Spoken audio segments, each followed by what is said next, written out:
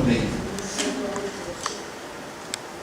Hoje, então, nós estamos na nossa terceira aula desse nosso curso teológico, nosso Instituto Bíblico, e nós estamos dando uma introdução à teologia. Nós falávamos na primeira aula que teologia é uma palavra composta de dois vocábulos no grego, teos, que significa Deus, e logia, significa estudo. Então, a teologia nada mais é do que o estudo das coisas de Deus. Vamos dizer das coisas de Deus porque quem é que pode estudar a Deus, né? É muito difícil nós estudarmos a Deus. A nossa mente finita, falível, humana, é muito pequena para compreender a grandeza, a imensidão, a extensão de Deus. Então nós nos limitamos a estudar as coisas de Deus. E dentro desse estudo das coisas de Deus, nós temos este manual de regra que contém tudo o que nós precisamos saber a respeito das coisas que Deus nos deixou reveladas. Amém?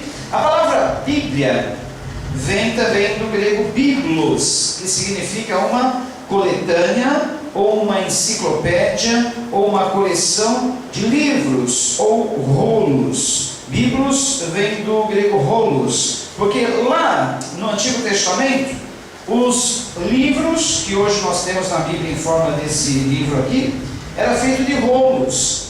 Então havia os rolos de papiro, de pergaminho. Papiro era uma planta que nascia lá nas margens do Nilo, e dessa planta eles faziam tipo uma textura, um tecido, e nesse tecido de pergaminho era escrito antigamente os livros. Que diferença, né? Hoje nós temos livros escritos em pendrive, temos livros escritos em CD, temos livros escritos em, como é que chama? E-books, né? Nós temos hoje até os livros digitais. Você vai na livraria, você compra ali o chipzinho, né? o pequeno pendrive, e conecta ali no seu livro digital, no seu livro eletrônico. Você tem ali milhares de páginas num pequeno aparelhinho, numa pequena telinha, milhares e milhares de páginas. Olha a evolução do pequeno ou do primeiro papiro, do primeiro pergaminho. O papiro era feito de uma planta e dava nas margens do Nilo. O pergaminho já era um couro. Naquele couro era feito de peles de animais e eram escritos as letras, as palavras. Ali era um livro. Olha a evolução para os dias de hoje, né? Já pensou? Nós carregando esses 66 livros, que é a Bíblia que nós temos hoje, em rolos, mais ou menos dessa altura, que eram enrolados assim, e você tinha que carregar nas costas, às vezes carregado por um ou dois homens, eram coisas que pesavam. E hoje nós temos, às vezes, um pequeno aparelho desse no celular, ou no iPad, um pequeno aparelho traz milhares e milhares de páginas escritas. Então é uma evolução muito grande. Mas a Bíblia foi escrita exatamente dessa forma. Lá na sinagoga do Novo Testamento, no capítulo 4 de Mateus, quando Jesus foi ler o livro, passaram a ele o rolo do profeta Isaías. Era mais ou menos um rolo dessa altura, e era aberto, dois homens abriam, um segurando uma extremidade, o outro na outra, e era lido então aquele rolo. Agora, gente, por que é importante o estudo da Bíblia? Porque nós precisamos ter o mínimo do conhecimento, não só das Escrituras, sabemos interpretar as Escrituras, sabemos conhecer o contexto que as Escrituras foram feitas, escritas, para podermos passar de uma forma que as pessoas venham a entender e receber a mensagem. Porque a mensagem da Bíblia, gente, é uma mensagem tão especial, mas tão especial. Qualquer um, desde que tenha o Espírito Santo de Deus, pode transmitir essa mensagem, mas requer-se daquele que é o mensageiro da palavra de Deus o mínimo de preparação. Concordam comigo? E é por isso que nós estamos hoje aqui, nós estamos nas terças-feiras estudando esse livro, porque nós precisamos ter o mínimo de preparação para poder transmitir as verdades da palavra de Deus. Como é que Deus, ele se revela ao homem? Nós temos 3 formas. Se para apagar só essa luz aqui, ou essas 2 luzes aqui da frente, eu acho que vai ter que operar a câmera assim, só para focalizar ali onde nós estamos falando. Nós temos 3 formas pelas quais Deus se revela ao homem. Nós temos, de uma forma geral, a revelação através da natureza. Romanos 1, 18, 21, Salmo 19, que diz: os céus proclamam a glória de Deus, as estrelas do firmamento anunciam as obras das suas mãos. Um dia faz declaração a outro dia. Então, através da natureza, se alguém puder ler Romanos 1, 18 a 21, através da natureza, nós temos um testemunho claro e evidente da existência de Deus. 90% dos cientistas, eles concordam que existe um Deus. A primeira lei da física diz que para toda coisa criada existe uma ação criadora, ou uma mão criadora por detrás daquilo. Não pode haver uma coisa criada, por exemplo, aqui eu tenho essa estante de madeira. Será que essa estante de madeira poderia surgir aqui do nada? Não. Por trás dessa estante de madeira existe uma mão que a criou. Nós temos aqui esse microfone. Será que esse microfone veio à existência do nada, sem ter alguém que o produzisse, sem ter alguém que o projetasse, sem ter alguém que o desenhasse, sem ter alguém que o fabricasse? Não. Por trás desse microfone existe uma mão que o criou, que fez esse aparelho. Então, a primeira lei da física diz que para toda coisa criada existe uma mão criadora por detrás dela. E o que diz o Romanos, a carta que Paulo escreveu aos Romanos, capítulo 1, versículo 18 a 21? Alguém achou aí? Pode ler? Por favor.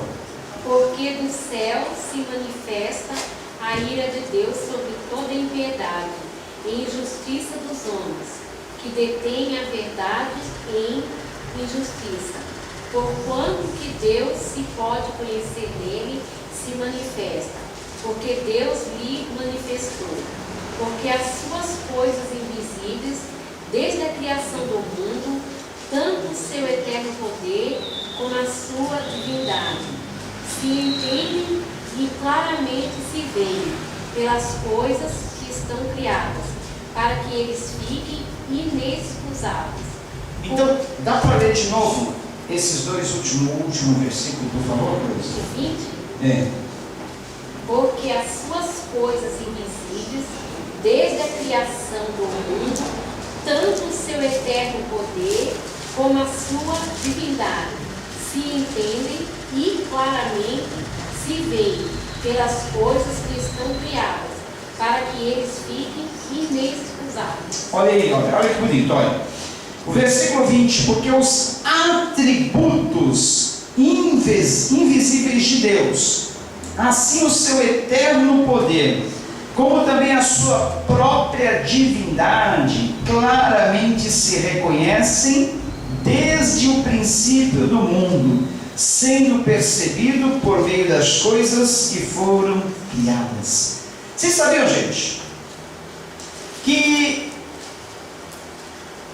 até mesmo uma pessoa que nunca tenha ouvido falar de Deus, nunca tenha ouvido falar de Jesus, você sabe que essa pessoa não tem desculpa? A palavra inexcusável quer dizer indesculpável diante de Deus. Uma pessoa que nunca tenha tido uma Bíblia na mão, que nunca tenha ouvido falar de Deus, que nunca tenha ouvido falar de Jesus, sabia que essa pessoa é inexcusável? Se ela morrer, ela não pode ter essa desculpa? Ah, porque eu nunca ouvi falar de Deus. Ah, porque eu nunca tive uma Bíblia na mão para conhecer as verdades, sabia? Porque esse versículo diz que essas pessoas são indesculpáveis diante de Deus, porque todos os atributos invisíveis, ou as qualidades invisíveis de Deus, o seu eterno poder, como a sua própria divindade, claramente se reconhece desde o princípio do mundo, sendo percebidos por meio das coisas que foram criadas. Ou seja, Conforme diz o Salmo 19, os céus proclamam, manifestam a glória de Deus, e as estrelas do firmamento anunciam as obras das suas mãos. Vocês sabiam que existem bilhões, outros bilhões e mais bilhões de galáxias como a nossa? A nossa galáxia, se ela fosse percorrida numa velocidade, vamos dizer, de 900 km por hora, vamos colocar aí, uma velocidade de 900 a 1000 km por hora. Se fosse ser percorrida toda a imensidão da nossa galáxia, vocês sabiam que em 100 anos luz, 100 anos, vamos dizer, não seria possível percorrer toda a extensão da nossa galáxia? Se nós percorrêssemos ela numa velocidade de 900 km por hora, ou 1000 km por hora, que já é uma velocidade espantosa, mais do que um jato, num espaço de 100 anos, nós não percorreríamos toda essa galáxia? Agora vocês imaginam que além dessa galáxia que nós vemos, essas constelações, essas estrelas, que além dessas que nós vemos, existem outras que nós não conseguimos ver, existem outros bilhões e bilhões de galáxias, com outros sóis, falando de sóis, outros sols, tão grandes como esse nosso Sol que nós temos, que é maior do que a Terra. Agora vocês imaginam o tamanho desse universo. Como que surgiu isso? Existe uma mão criadora. E esta obra da mão criadora de Deus revela que ele existe. Porque uma imensidão dessa, que os astrônomos, os cientistas, eles não conseguem entender, toda essa criação, ela vem de alguém que fez esse universo. Então os céus proclamam a glória de Deus, e as estrelas do firmamento anunciam as obras das suas mãos. Uma certa vez, pesquisadores encontraram uma aldeia bem nativa, no meio das selvas, um país bem longínquo, não lembro o nome daquela ilha, era uma ilha do oceano. E no meio daquela ilha, no meio de um povo nativo, eles descobriram algumas pessoas que tinham alguns hábitos, e eles começaram a estudar os hábitos daqueles nativos. Por exemplo, eles descobriram um menino.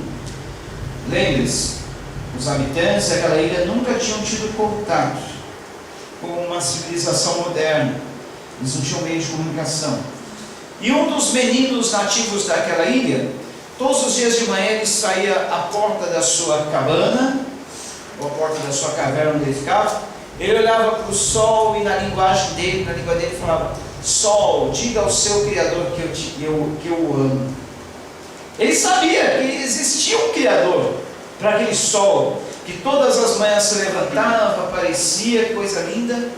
E aí tinha outros nativos que tinham por hábito, às vezes pela manhã, no final da tarde, sentavam na beira ali de um rio que tinha no meio da ilha, e eles olhavam para as águas, começavam a falar da sua vida, confessar coisas que eles haviam feito, falar das suas tristezas, das suas decepções, ou dos seus anseios, dos seus desejos. Eles conversavam com a água do rio, ou seja, a água correndo, eles ali conversando.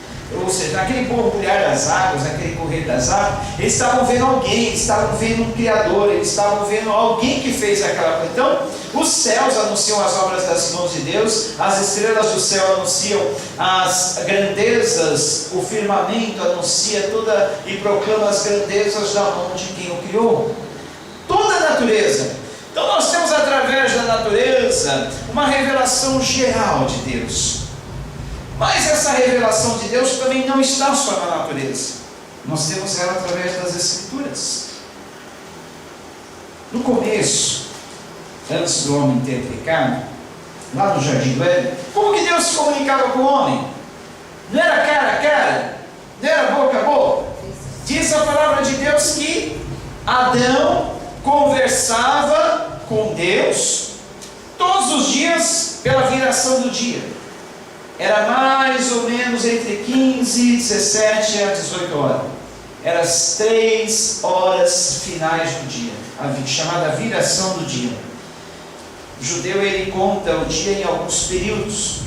O dia começa 6 da manhã até as 9 são as 3 primeiras horas. Do 9 ao meio-dia são as 6 primeiras. Depois do 9 ao meio-dia nós temos outras 3 horas, totalizando as 6 primeiras horas do dia. Do meio-dia às 3, a terceira parte do dia. E das 15 às 18, a parte final do dia. A noite começando às 18 horas. Depois temos a primeira vigília da noite, das 18 às 21, a segunda vigília das 21 às 24 horas, a terceira vigília da meia-noite até as 3, a quarta e última vigília das 3 até as 6 da manhã. E Adão todos os dias conversava com Deus na viração do dia. Adão falava como havia sido o seu dia, como ele havia dado nome aos animais, como ele havia plantado, cuidado do jardim. Era uma conversa do homem para com o seu Criador. Mas a partir do momento que o homem pecou, o que aconteceu? A Bíblia diz que o pecado nos faz separação entre nós e Deus. Houve uma separação entre homem e Deus já não podia mais conversar direto com o homem. O que Deus fez? A partir de então, ele começou a levantar homens, através dos quais ele revelava a sua palavra, e esses homens anotavam, transmitiam, esses escritos permaneciam escritos, e permaneceram até hoje, e são as Escrituras. Primeira Epístola de João, capítulo 5, versículos 9 a 12, o que nos diz? Se alguém achou, pode ver? Nós temos então o segundo tipo de revelação, a segunda forma pela qual Deus se revela ao homem. Já que Deus já não falava mais cara a cara, boca a boca com o homem, agora precisou levantar pessoas através dos quais Deus revelava a sua palavra. Essa palavra era anotada, essa palavra era transmitida, e essa palavra permanece até os dias de hoje. Por exemplo, como nós temos as verdades de Gênesis? Como nós sabemos como o mundo começou, como começou a nação de Israel, como começaram as primeiras civilizações, como entrou o pecado no mundo? Como que nós sabemos? Porque nós temos isso escrito em Gênesis. Depois de Gênesis nós temos Êxodo, Levítico, Números, Deuteronômio. Quem escreveu esses 5 primeiros livros da Bíblia? Alguém sabe? Uma boa pergunta para a prova. Quem escreveu os 5 primeiros livros da Bíblia? Moisés. Aí, quem já fez o curso teológico sabe. Moisés. Olha, alguns teólogos acreditam que esses 5 livros da Bíblia tenham sido dados a Moisés, talvez quando ele esteve naquele período de 40 dias de jejum no monte.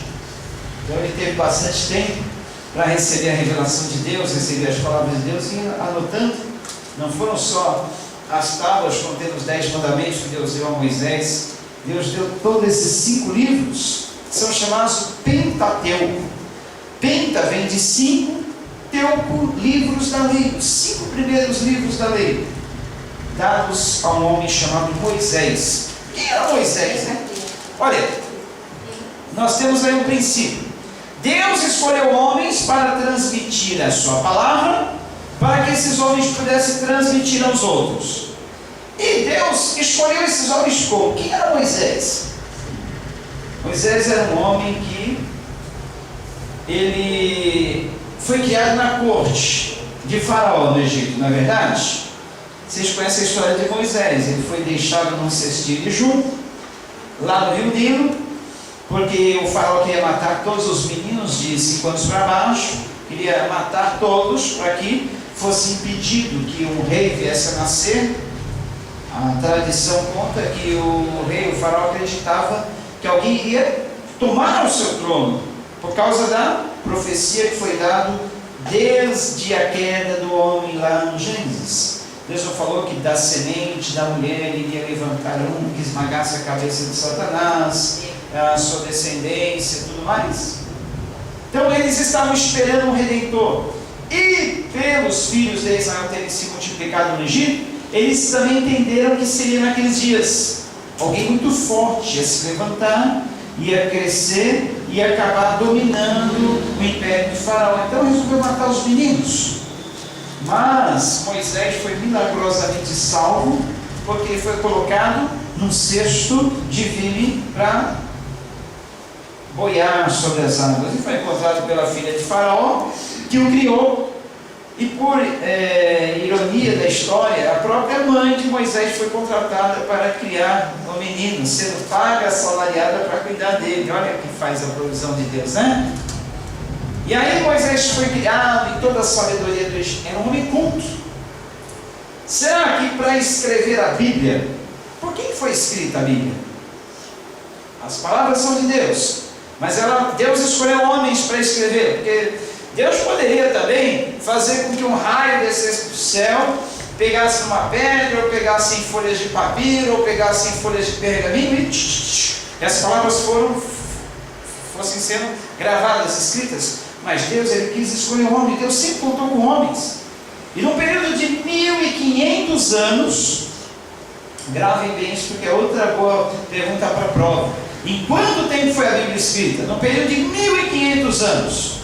Por quantos homens? Mais de 40. Olha só, a Bíblia é escrita num período de 1500 anos, por mais de 40 homens ou 40 autores. E quem eram esses homens? Havia homens letrados como Moisés, mas havia homens semi-analfabetos como Pedro.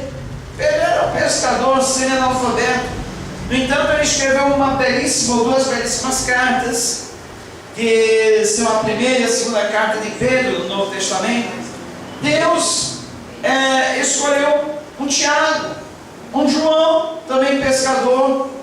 Deus escolheu um boiadeiro para escrever um livro da Bíblia, Amós. Deus escolheu um lavrador, escolheu outros lavradores. Deus escolheu homens que viviam na corte, homens que viviam na rua, homens que viviam nos campos, homens que viviam nas mais diferentes funções.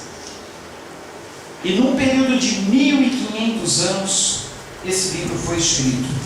Agora, detalhe, gente. Quem pode dizer que esse livro não é um livro sobrenatural? Por quê?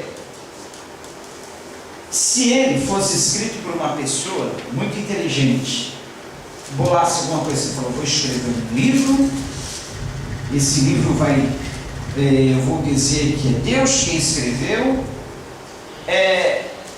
esse livro vai ser muito lido, vai ser o livro mais lido do mundo, as pessoas vão buscar nesse livro respostas para todas as questões da vida. E por ser o livro mais vendido do mundo, eu vou ganhar muito dinheiro vendendo esse livro. Imagine que alguém tivesse essa ideia. Será que essa pessoa poderia escrever um livro como esse? Gente, poderia até escrever um livro contendo aí 1000 e tantas páginas, um romance, uma história de um povo desde os seus primórdios, e aí por aí afora. Mas olha, esse livro não poderia ser escrito por um homem, não poderia ser escrito dessa forma, porque ele realmente é sobrenatural. E agora, e se eu falasse, em vez de ele ser escrito por um homem, ele foi escrito por mais de 40, e num período de 1500 anos? Existem manuscritos que comprovam. Os livros mais antigos, datados de séculos e séculos atrás, os livros mais recentes, 1500 anos depois. E olha, um detalhe que é mais interessante, esses livros formarem uma unidade e terem uma sequência. Mesmo que esses 40 autores tivessem combinado, olha, eu vou escrever os 5 primeiros livros, depois você escreve o 6º, fulano vai escrever o 7º, o Beltrano vai escrever o 8º livro. Esses homens vivessem um período de 1500 anos, isso é impossível, gente. Um homem escrever um livro como esse, já seria impossível há mais de 40, e num período de 1500 anos. Quem achou? Primeira Epístola de João, capítulo 5, versículos 9 a 12. Se recebermos o testemunho dos homens, o testemunho de Deus é maior, porque o testemunho de Deus é este, que ele seu Filho testificou. Quem crê no Filho de Deus, esse mesmo foi testemunho.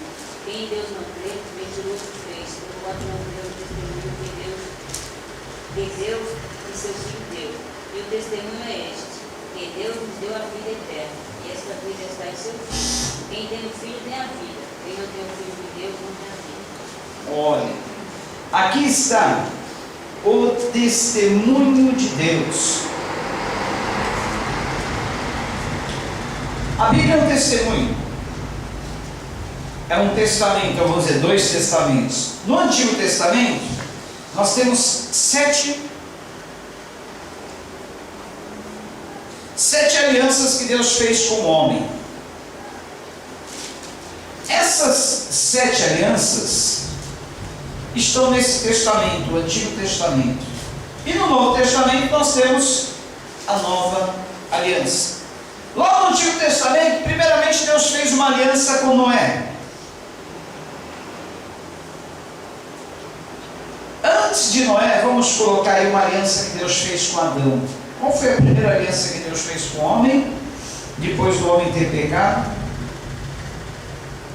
Gênesis 3,15. Deus fez uma aliança com o homem. O que Deus prometeu? Que da semente, da descendência da mulher, iria levantar um que esmagasse a cabeça de Satanás, ainda que fosse picado, mordido no calcanhar, esse esmagaria a cabeça da serpente. Foi a primeira aliança, a promessa que Deus fez com o homem. Aí, com Noé, Deus fez uma aliança que Ele prometeu a Noé que nunca mais iria destruir o mundo através das águas do dilúvio. Aí em Gênesis 12, Ele faz uma aliança com Abraão. Ele diz: olha, Abraão, eu vou te chamar, você vai sair do meio da sua terra, do meio da sua parentela, eu vou te guiar a uma terra que você nunca viu, eu vou fazer com que a sua semente seja uma semente muito próspera, multiplicada na terra, será uma descendência tão numerosa como o pó da terra e como as estrelas do céu. Abraão, e ó, através de você serão abençoadas ou benditas todas as nações da terra. E esta aliança que Deus fez com Abraão, Ele não removeu até hoje, nunca removerá. Sabe por quê? Através da descendência de Abraão nós temos o Messias, o Salvador do mundo, que veio da nação de Israel, que é semente, descendência de Abraão. E através dessa semente de Abraão, todas as nações da terra são abençoadas. Olha aí, a aliança que Deus fez com Abraão. Com Moisés, Deus prometeu que iria dar uma terra a esse povo. E hoje a nação de Israel está aí constituída no meio do globo terrestre, é o relógio do mundo, e através de Israel as promessas bíblicas estão sendo cumpridas no mundo todo. Deus prometeu também que iria trazer o povo de volta para a terra ali para as terras da Palestina, iria estabelecer um reino que iria dominar, governar sobre todo mundo, e essa aliança também está e irá se cumprir. Prometeu a Davi também, na aliança que ele fez com Davi, um reino que seria sempre eterno, um reino que jamais teria fim, e esse reino através também da descendência de Abraão e da descendência de Davi. Então todas essas alianças estão lá no Antigo Testamento, por isso chama-se testamento, porque Deus fez uma aliança com o povo, ou fez várias alianças com o povo, com o seu povo, e testificou. Isso é o testemunho de Deus, isso é o testamento, ou seja, Ele colocou tudo num documento, assinado, registrado, dizendo: olha, dignas, fiéis são essas palavras e elas irão se cumprir. Agora, no Novo Testamento nós temos a nova aliança, que é a aliança que Deus fez através de Jesus. Esta é a nova aliança. Não tem a ceia que todo mês nós celebramos? A ceia tem por objetivo trazer à memória, relembrar última e definitiva aliança que Deus fez conosco. Aliança através do sangue de Cristo. Olha, através do sangue de Jesus nós temos os nossos pecados perdoados. Através do sangue de Jesus nós temos a vida. Através do sangue de Jesus nós temos a libertação. Através do sangue de Cristo nós temos a nossa restauração. Através do sangue de Cristo nós temos a nossa justificação. E essa é a nova aliança que nós temos em Cristo e através de Cristo. Então, voltando lá, Deus se revelou através da natureza, e antes de se revelar através da natureza, ele já conversava, se revelava cara a cara, face a face com o homem. Depois ele se revela através das Escrituras, e por fim ele se revela através de Jesus. João 1,14. O que nos diz?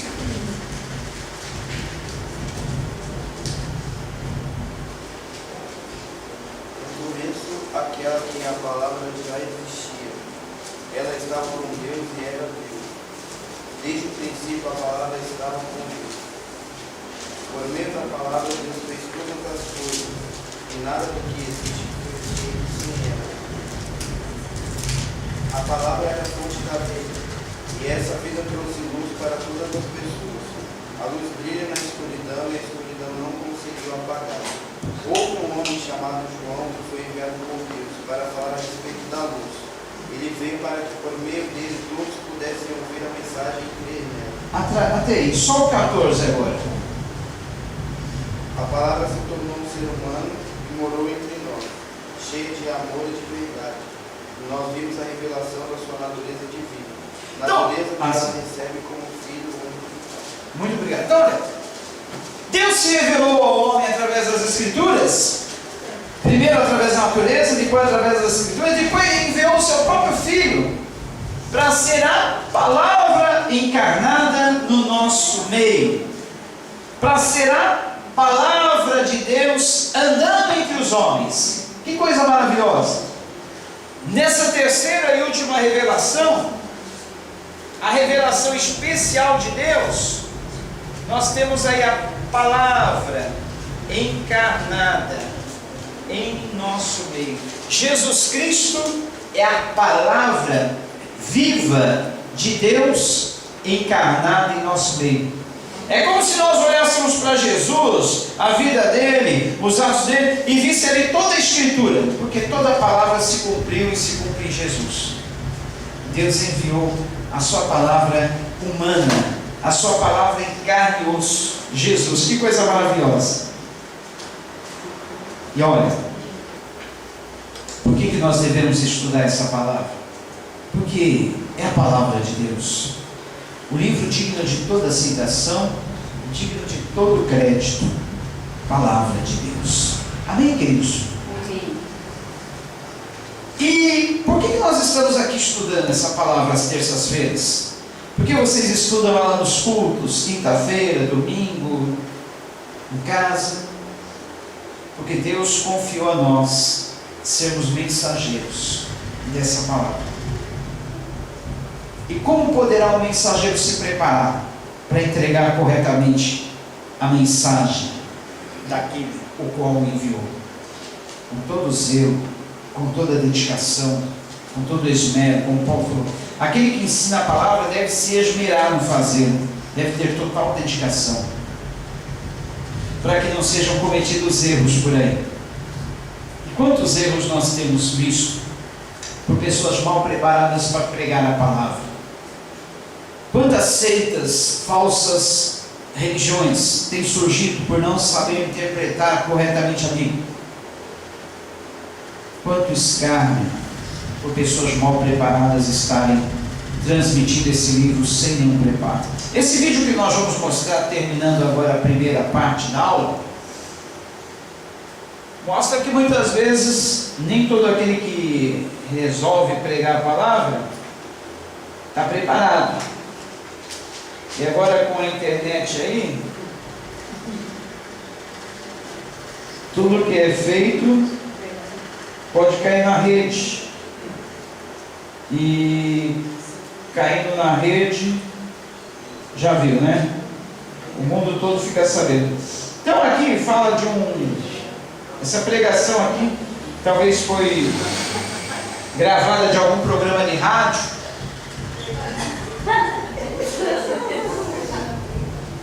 O pessoal que conhece já está rindo assim. Mostra os erros que um pregador não deve cometer e que às vezes comete exatamente por não conhecer direito essas escrituras. Preste atenção. É alguém pregando a Bíblia, mas sem nenhum preparo. Reparem só.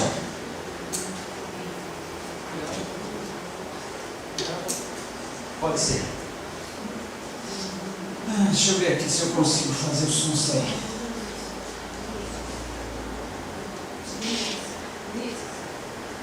Meu nome estudar.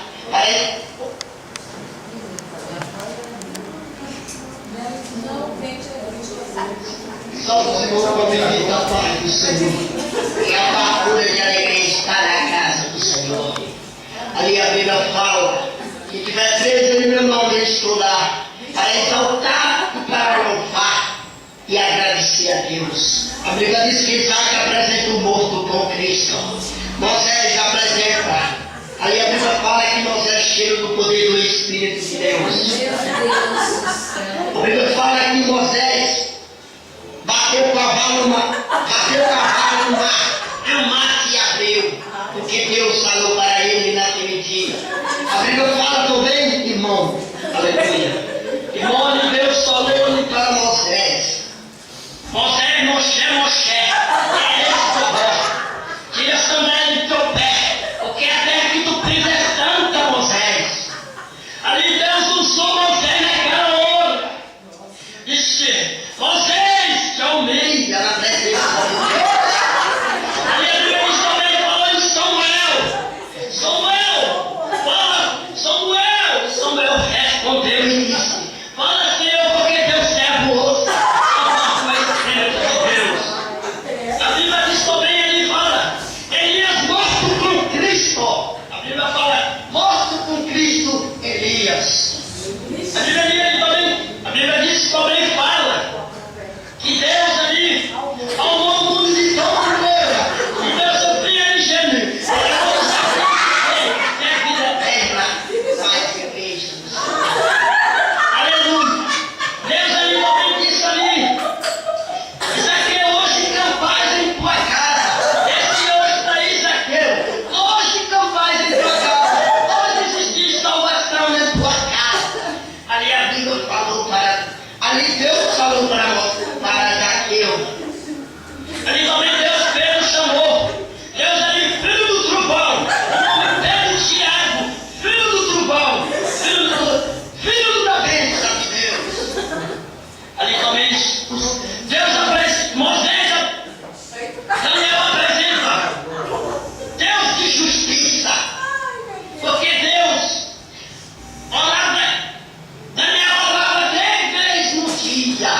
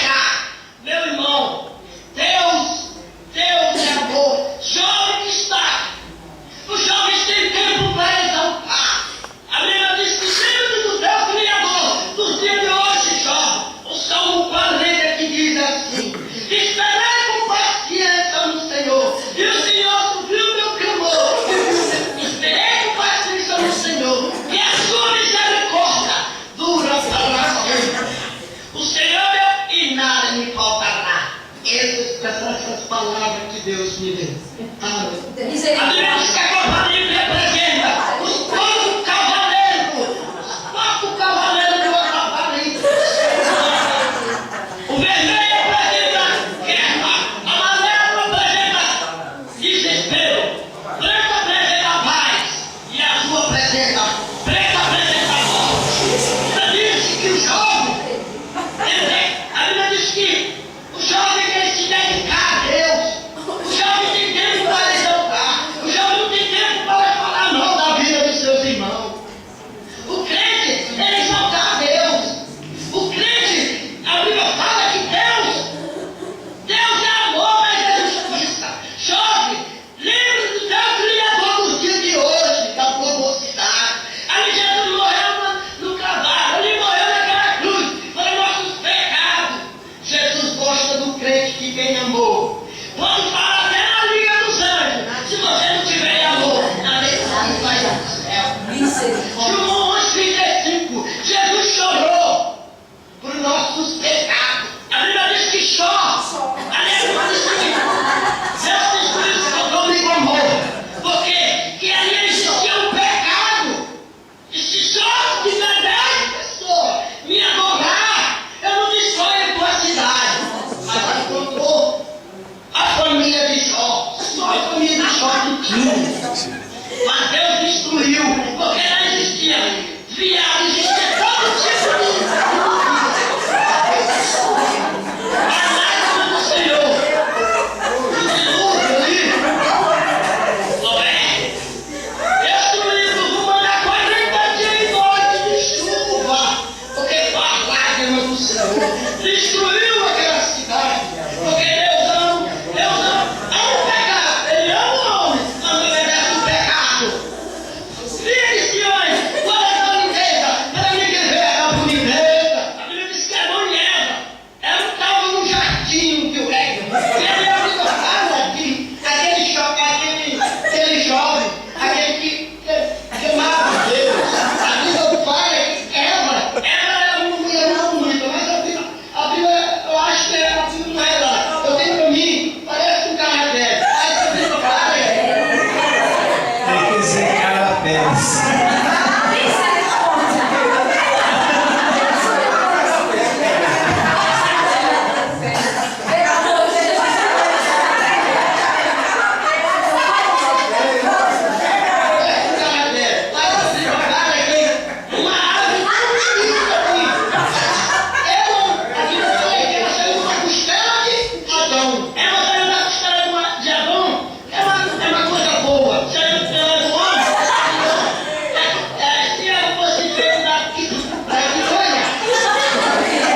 Ele quis dizer, se tirada da costela do homem era uma coisa tão boa, imagine se tirasse ela da picanha do homem. Ele falou que panha, né? Mas ele quis dizer a picanha do homem. Se da costela era uma coisa tão boa, imagine se fosse a picanha.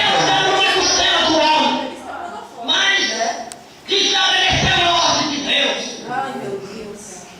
E nesse dia, a cobra disse: Eva, isso é bom. Como essa maçã que essa maçã não faz? Nem foi a maçã, né? Mas ela desobedeceu a ordem de Deus. Ela disse a ordem de Deus. Mas eles pecaram, diz que eles pecaram adiante de Deus. Porque Deus não reconhece o pecado. Deus não reconhece o pecado. O crente, ele se servo de Deus. O crente, ele obedecer a ordem de Deus. Se Deus mandar tu parar, tu para. Se Deus mandar tu ir, tu não, tu para. Porque Deus é amor, mas é justiça. Amém. Até aí, gente. 15 minutos de intervalo. 15 minutos de intervalo e nós voltamos. Depois do intervalo. Depois do intervalo.